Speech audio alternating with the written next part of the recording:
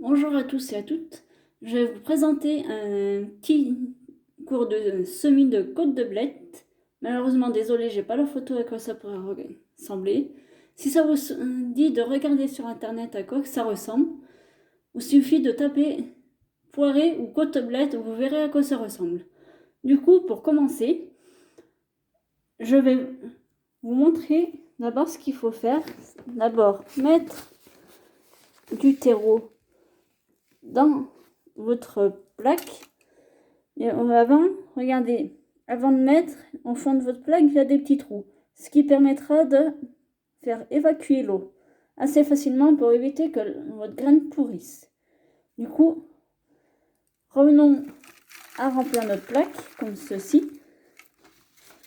N'hésitez pas à remplir correctement toutes vos alvéoles, de préférence, si vous voulez en faire un maximum, faire toute la plaque par exemple. Voilà, comme ceci.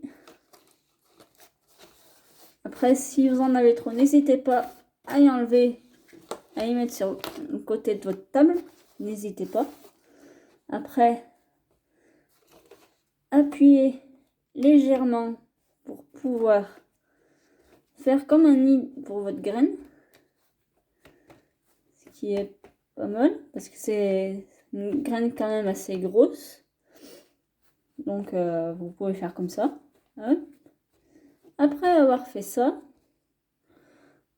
vous prenez vos graines qui ressemblent à ça. On dirait comme un petit virus, mais c'en est pas un, désolé. Vous y mettez dans votre alvéole. Vous faites ça sur toute votre plaque.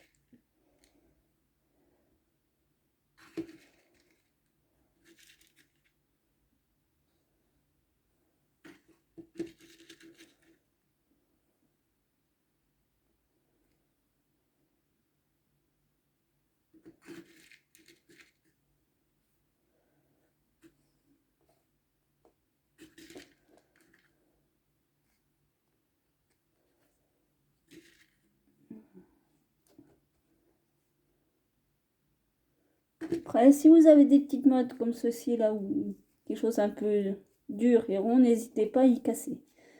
Parce qu'après, la graine ne se développera pas correctement, voire elle aura de gros difficultés. Après avoir rempli toute votre plaque de graines, vous reprenez du terreau dans votre sac et vous y recouvrez. En essayant de casser un peu les mottes, comme je viens de vous dire, juste avant de mettre la graine. Vous y recouvrez.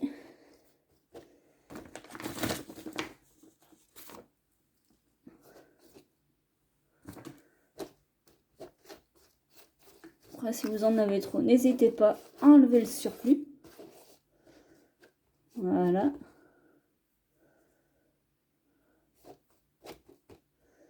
N'hésitez pas, juste à peine à réappuyer, mais pas trop non plus.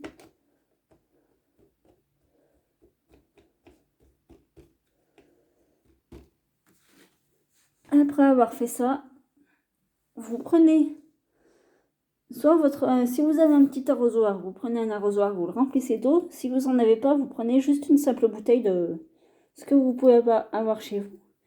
Vous la prenez. Après, vous arrosez délicatement, sans trop en mettre de partout non plus. L'arrosage permet de faire germer la graine et aussi à ce que votre graine soit encore plus en contact avec votre terre. Donc, voilà, après avoir fait ça, n'hésitez pas, si vous avez la possibilité d'avoir des plaques qui ressemblent un peu à des petites serres, n'hésitez pas à les utiliser entièrement, comme ceci. Après avoir fait ça, le meilleur des cas, c'est que ça soit proche, par exemple, d'une fenêtre, par exemple de cuisine où vous avez de la place. et d'une source de chaleur, le radiateur. Mais si, ça, c'est au cas où si vous n'avez pas de serre. Après, si vous avez une serre, vous pouvez les mettre dedans sans souci. Et si vous n'avez pas de chauffage, il n'y a pas de souci. Cette façon-là, c'est la meilleure des choses. Du coup, voilà, c'est tout pour aujourd'hui. Suite au prochain épisode, je vous dis à bientôt.